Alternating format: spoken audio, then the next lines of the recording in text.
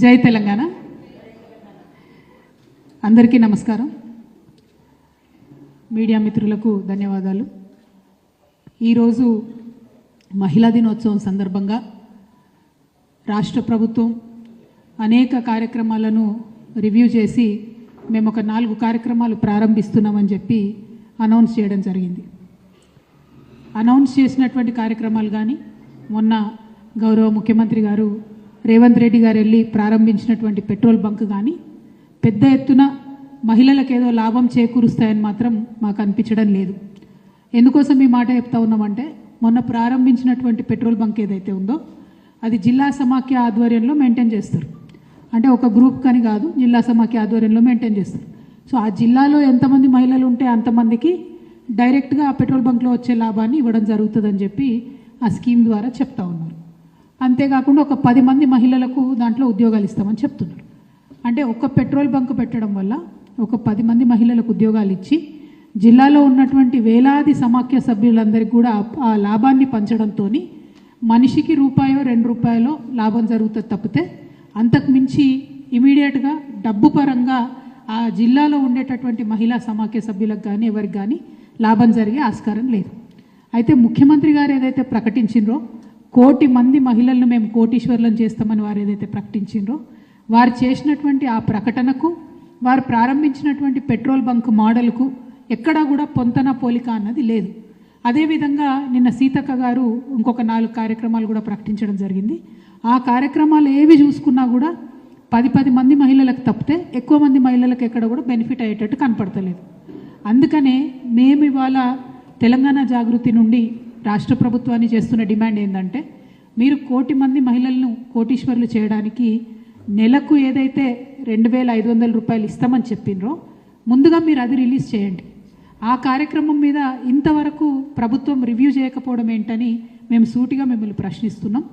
వేలాది లక్షలాదిగా మహిళలందరికీ కూడా బెనిఫిట్ కావాలంటే ముందు మీరు 2,500 కార్యక్రమాన్ని ఇమీడియట్గా ప్రారంభించాలని చెప్పి మేము డిమాండ్ చేస్తూ ఉన్నాం.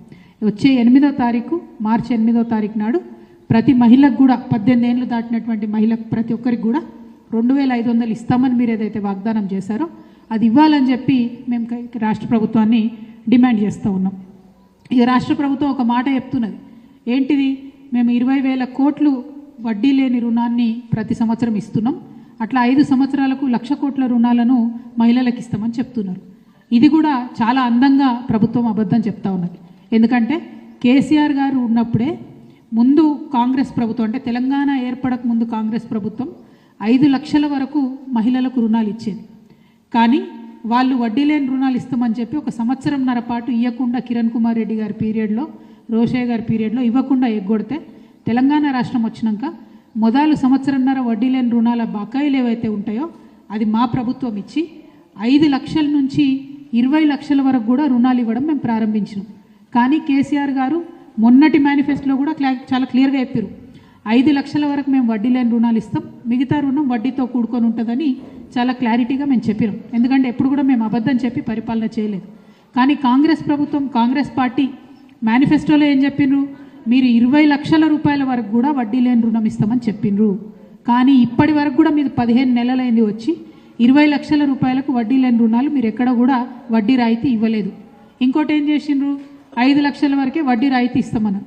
కానీ ఆ 5 లక్షల వరకు ఇచ్చినటువంటి వడ్డీ రాయితీ కూడా 1.5 సంవత్సరంన్నర కాలం నుంచి కూడా పెండింగ్ ఉన్నటువంటి పరిస్థితి ఉన్నది. కాబట్టి మార్చి 8వ తారీఖు నాడన్నా మీరు మొత్తం వడ్డీ రాయితీ ఏదైతే బకాయి ఉందో దాన్ని మా ఆడబిడ్డలకు చెల్లించవలసిందిగా తెలంగాణ జాగృతి తరఫున మేము డిమాండ్ చేస్తూ ఉన్నాం. అట్లనే మీరు ఏదైతే 5 లక్షలు కేసీఆర్ మీకు వడ్డీ లేని రుణం ఇస్తున్నాడు, 20 లక్షలకు కూడా మేము వడ్డీ లేని రుణం ఇస్తామని ఏదైతే చెప్పినో మీరు ఆ క్యాప్ని పెంచండి, 20 లక్షలు కూడా వడ్డీ లేని రుణాలు ఇవ్వాలని చెప్పి మేము డిమాండ్ చేస్తూ ఉన్నాం. అది మీరు అడిగిందే, మేము చెప్పింది కాదు. కాబట్టి మీకు డిమాండ్ చేస్తూ ఉన్నాం. ఇంకొకటి, ఎవరన్నా భర్తలు చనిపోయినటువంటి ఆడవాళ్ళు ఉంటే గ్రామాలలో వాళ్ళకు ఇప్పటివరకు కూడా విడోస్గా ఎన్రోల్ చేస్తలేరు, వితంతువుల కింద వారిని మీరు ఎన్రోల్ చేస్తలేరు. ఆల్రెడీ కేసీఆర్ గారు ఇచ్చేటటువంటి పెన్షన్లో పెద్ద ఆయన ఇంటి పెద్ద ఆయన చనిపోతే మాత్రం ఇమీడియట్గా ఆ లేడీకి వచ్చేటట్టుగా అప్డేట్ చేస్తున్నారు. కానీ కొత్తగా వితంతువులైనటువంటి వారు ఎవ్వరు కూడా ఆడబిడ్డల పేర్లు ఒక్కటి కూడా ఇంతవరకు మీరు ఎక్కించలేదు. అదేవిధంగా ఇప్పటికీ కూడా పాత పైసలే కేసీఆర్ పెన్షనే వస్తుంది తప్పితే ఎక్కడా కూడా ఒక్క పైసా కూడా మీరు కొత్త డబ్బు ఇవ్వలేదు. అంటే గ్రామాలలో ఒక్క ఆడబిడ్డ పేరు కూడా కొత్తగా పెన్షన్లోకి ఎక్కించలేదు. ఎక్కడా కూడా ఒక కొత్త పైసా మీరు వాళ్లకు ఇంతవరకు పెన్షన్ ఇవ్వలేదు. అంతేకాకుండా మీరు ఏదైతే 2000 నుంచి 4000 పెంచిస్తామని చెప్పారో దానికి సంబంధించి ఒక కార్యాచరణ కూడా ముందు పడ్డట్టు కనిపిస్తలేదు. అట్లనే కొత్తగా వికలాంగులైనటువంటి ఆడబిడ్డలు ఉంటారు, వాళ్ళ పేరు కూడా ఇంతవరకు మీరు ఎక్కడ కూడా ఎక్కించలేదు. అదేవిధంగా కొత్తగా ఏజ్ దాటిపోయినటువంటి వాళ్ళు ఉంటారు, ఎవరైతే 57 ఏళ్ళు దాటిన వాళ్ళు 60 ఏళ్ళు వచ్చిన వాళ్ళు ఉంటారో వాళ్ళ పేర్లు కూడా కొత్తగా మీరు ఎక్కడ ఎక్కిస్తలేరు. అంటే కేసీఆర్ గారు ఎవరికైతే పెన్షన్ ఇచ్చిరో వాళ్లకు గదే కేసీఆర్ పైసలు 2000 ఇస్తారు తప్పితే ఒక కొత్త పేరు ఇవ్వలేదు, ఒక కొత్త పైసా మీరు గత సంవత్సరం కాలంగా ఇవ్వలేదన్న విషయం మేము ఈ సందర్భంగా తెలియజేస్తా ఉన్నాం. అదేవిధంగా 18 ఏళ్ళు నిండినటువంటి ప్రతి ఒక్కరికి ఆడపిల్లలకు, చదువుకునే ఆడపిల్లలకు స్కూటీలు ఇస్తామని మీరు చెప్పారు. దాని మీద కూడా ఖచ్చితంగా మార్చి 8వ తారీఖు నాడు ప్రభుత్వం తరఫున ప్రకటన రావాలని చెప్పి మేము ఈ సందర్భంగా డిమాండ్ చేస్తూ ఉన్నాం. అట్లానే అభయహస్తం డబ్బులు ఇస్తామని చెప్పి మీరు ఎన్నికల సందర్భంగా చెప్పినారు. అభయహస్తం డబ్బుల్ని కూడా వెంటనే రిలీజ్ చేయాలని చెప్పి కూడా మేము ఈ సందర్భంగా డిమాండ్ చేస్తూ ఉన్నాం. ఇంకొక మేజర్ విషయం, తెలంగాణ రాష్ట్రంలో ఉన్నటువంటి ఆడబిడ్డలకు కన్సర్న్ ఏముంటుందండి? ఆడబిడ్డలకు బతుకు బాగుండాలి, భద్రతతో కూడినటువంటి బతుకు ఉండాలని మేము అనుకుంటాం. కానీ ఈ రాష్ట్రంలో 20% పైచిలకు క్రైమ్ పెరిగిందని మీ యొక్క డీజీపీ గారే రిపోర్ట్ రిలీజ్ చేసి చెప్పారు. 20% రాష్ట్రంలో నేరాల సంఖ్య మహిళల మీద పెరిగిందని చెప్పారు. మరి ఆ విషయంలో ప్రభుత్వం ఏం చేస్తున్నది? ఇంతవరకు ప్రభుత్వం ఎందుకు కనీసం రివ్యూ చేయలేదు? ఈ మార్చి 8వ తారీఖు మహిళా దినోత్సవం సందర్భంగానన్నా మరి కఠినమైన కొత్త చర్యలు ఏమన్నా చేపట్టినరా? షీ టీమ్స్ని ఇంకేమన్నా మీరు ఎన్హాన్స్ చేసి పెంచుతారా, లేకపోతే ఇంకే రకంగా ఆడబిడ్డలకు రక్షణ కల్పిస్తారా అన్న విషయం మీద కూడా ప్రభుత్వం నుంచి ఖచ్చితంగా వివరణ ఇవ్వాల్సిందిగా మేము కోరుతా ఉన్నాం. ఇంకొక అంశం, చాలా మానవీయంగా ఆలోచించాల్సినటువంటి అంశం, కేసీఆర్ గారు కేసీఆర్ కిట్ అనేటటువంటి పథకం పెట్టిండ్రు. ఆ పథకంలో కేవలం కిట్టే కాదు, మొత్తం ఆ బిడ్డ గర్భవతిగా ఉండి ప్లస్ 3 నెలలు ఆ పిల్ల పుట్టినటువంటి శిశువుని చూసుకోవడానికి ప్రతి నెల 1000 రూపాయలు కేసీఆర్ గారు ఇచ్చినటువంటి విషయం మీరు గమనించాలి. అది మానవత్వంతో కూడినటువంటి నిర్ణయం. ఎందుకంటే ఒక కూలీ తల్లి తను తల్లి అయితే పని చేయలేదు కాబట్టే మరి డబ్బు ఇవ్వాలని చెప్పి కేసీఆర్ గారు సంకల్పించారు. ఆఖరికి ఆ కూలీ తల్లి దగ్గర కూడా నెలకు 1000 రూపాయలను లాగేసుకున్నటువంటి ప్రభుత్వంగా మీరు అప్రతిష్ట పాలు కాకండి. దయచేసి ఆ పథకాన్ని వెంటనే పెట్టండి. మీకు కేసీఆర్ పేరు ఇష్టం లేకపోతే సోనియా గాంధీ పేరో రాజీవ్ గాంధీ పేరో ఎవరో పేరు పెట్టుకోండి, కానీ ఆ కూలీ తల్లికి మాత్రం బెనిఫిట్ చేస్తూ గర్భవతి అయినటువంటి ప్రతి పేద ఇంటి ఆడపిల్లకు ఆమె గర్భం దాల్చి శిశువు 3 నెలలు వచ్చే వరకు నెలకు 1000 రూపాయలు ఇవ్వాల్సిందిగా మహిళా దినోత్సవం సందర్భంగా నేను ప్రభుత్వాన్ని డిమాండ్ చేస్తూ ఉన్నాను. అట్లనే స్కూళ్ళల్లో మిడ్ డే మీల్స్ చేసేటటువంటి కార్మికులందరూ కూడా 95% కూడా మహిళలే ఉన్నారు. వాళ్ళకి ఇదివరకే కేసీఆర్ గారు జీతాలు పెంచిండ్రు, కానీ కనీసం మీరు పెరిగినటువంటి ఆ జీతాలను మీరు అమలు చేయలేనటువంటి పరిస్థితులలో ఉన్నారు. కాబట్టి ఆ ఆడబిడ్డలను ఆదుకునేటట్టుగా మీరు మిడ్ డే మీల్స్లో ఇమీడియట్గా వాళ్ళ జీతాలు పెంచవలసిందిగా కూడా మహిళా దినోత్సవం సందర్భంగా నేను డిమాండ్ చేస్తూ ఉన్నాను. అట్లనే మహిళలు కార్మికులుగా అనేక రంగాల్లో ఉంటారు, వారు ఎవ్వరి పట్ల కూడా మీరు ప్రత్యేకమైన కన్సర్న్ చూపిస్తలేరు.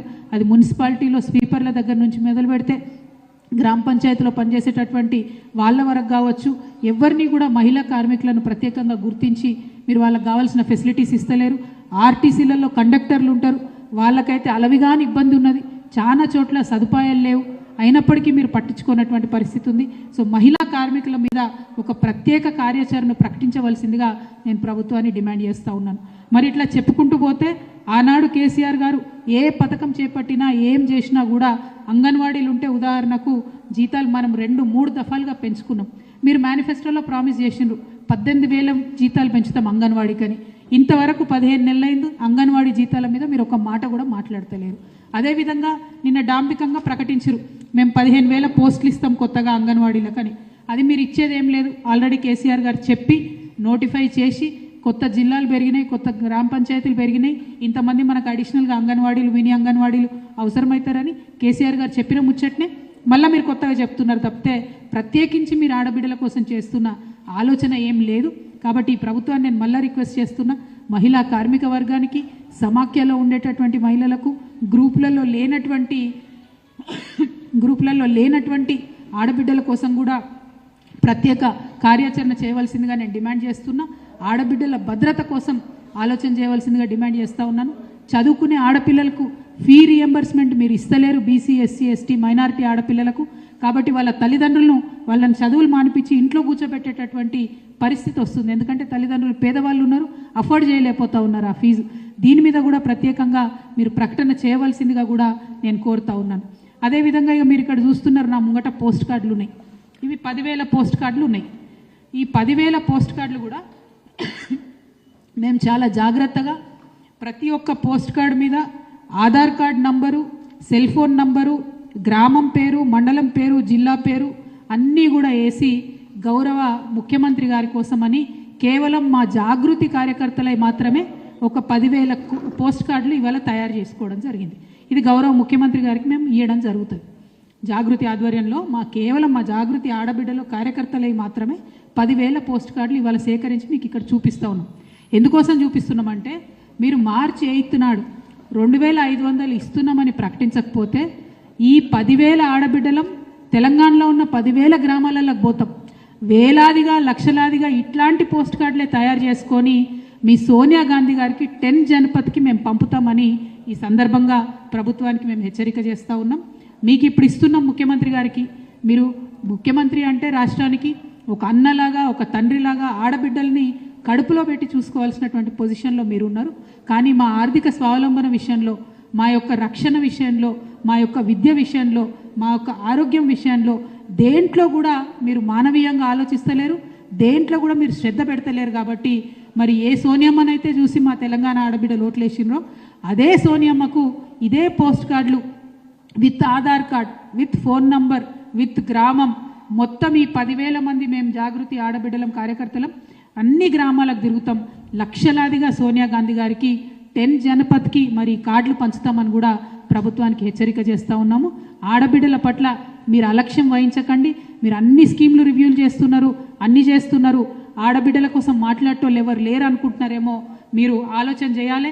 ఇదే తెలంగాణ నుంచి ఇగో ఇక్కడ కూర్చున్నటువంటి ఈ ఆడబిడ్డలమే దేశంలో ఎవరు మాట్లాడకముందు, మీ సోనియా గాంధీ గారు, మీ ప్రియాంక గాంధీ గారు మాట్లాడకముందు ఇగో ఇక్కడ కూర్చున్నటువంటి తెలంగాణ జాగృతి ఆడబిడ్డలమే ఆనాడు మహిళా బిల్లు కావాలని చెప్పి ఢిల్లీలో కూర్చొని మేము ధర్నా చేయడం జరిగింది. ఆ తర్వాత దేశవ్యాప్తంగా కదలిక వచ్చింది. మీ పాత్ర ఎక్కడా లేదు మహిళా బిల్లు రావడంలో. కనీసం ఇప్పుడు మహిళా బిల్లు తీసుకొచ్చినాం మేమందరం కష్టపడి. కేంద్ర ప్రభుత్వం ఇంప్లిమెంట్ చేస్తలేదు. సెన్సెస్ పెట్టగానే సెక్షన్ 5 మహిళా బిల్లులు ఏముంటుందంటే ఎప్పుడైతే సెన్సెస్ పెడతారో అప్పుడు ఇమీడియట్గా రిజర్వేషన్ ఎఫెక్ట్ అవుతుందని ఉంటుంది. కానీ దాన్ని కూడా మీరు పట్టించుకుంటలేరు. ఇప్పుడు ఎవరు కూడా కాంగ్రెస్ పార్టీ నుంచి ఒక్కరు కూడా కనీసం ఈ రాష్ట్రం నుంచి 8 మంది ఎంపీలు ఉన్నారు, మీ ప్రియాంక గాంధీ గారు పార్లమెంట్లో ఉన్నారు, ఒక్కనాడు కూడా మీరు కనీసం అడిగినటువంటి పరిస్థితి లేదు. కాబట్టి ఇవాళ మళ్ళీ మీకు హెచ్చరిక చేస్తూ ఉన్నాం. మీరు తక్షణమే మహిళలకు 2,500 ప్రకటించండి. లేకపోతే సోనియమ్మ గారికి మేము లక్షల సంఖ్యలో ఈ పోస్ట్ కార్డులు పంపడం జరుగుతుంది. ఇంకొకటి, నిన్న మొన్ననే మనం వార్త విన్నాం, వరంగల్లో కొత్తగా ఎయిర్పోర్ట్ మంజూరైందని విన్నాం. మరి మహిళా దినోత్సవం సందర్భంగా ఆ వరంగల్ ఎయిర్పోర్ట్కి మా తెలంగాణ పోరుబిడ్డ అయినటువంటి రాణి రుద్రమదేవి గారి పేరుగా పెట్టవలసిందిగా ఎయిర్పోర్ట్కి మేమందరం కూడా డిమాండ్ చేస్తూ ఉన్నాం. ఎందుకంటే మళ్ళీ మన రాష్ట్రానికి సంబంధం లేనటువంటి ఎవరో నాయకుల పేర్లు పెట్టే కన్నా ముందే మా ఆడబిడ్డ పేరు పెట్టాలని చెప్పి మేము డిమాండ్ చేస్తూ ఉన్నాం. రాష్ట్ర ప్రభుత్వం నుంచి కేంద్ర ప్రభుత్వం మీద ఒత్తిడి తీసుకొచ్చి అఫీషియల్గా ప్రపోజల్ పంపించి మహిళా దినోత్సవం సందర్భంగా వరంగల్ ఎయిర్పోర్ట్కి రాణి రుద్రమదేవి ఎయిర్పోర్ట్గా నామకరణం చేయాలని చెప్పి మేము ఈ ప్రభుత్వాన్ని డిమాండ్ చేస్తూ ఉన్నాం. ఈ విషయం మీద మేము కూడా కేంద్ర ప్రభుత్వానికి ఉత్తరాలు రాస్తామని కూడా ఈ సందర్భంగా తెలియజేస్తూ, మరి ఆడబిడ్డల్ని అలక్ష్యం చేయకండి, ఆడబిడ్డల తరఫున మాట్లాడడానికి తెలంగాణ జాగృతి నిలబడి ఉందన్న విషయాన్ని గమనించవలసిందిగా ప్రభుత్వాన్ని కోరుతూ సెలవు. Thank you. జై తెలంగాణ, జై తెలంగాణ.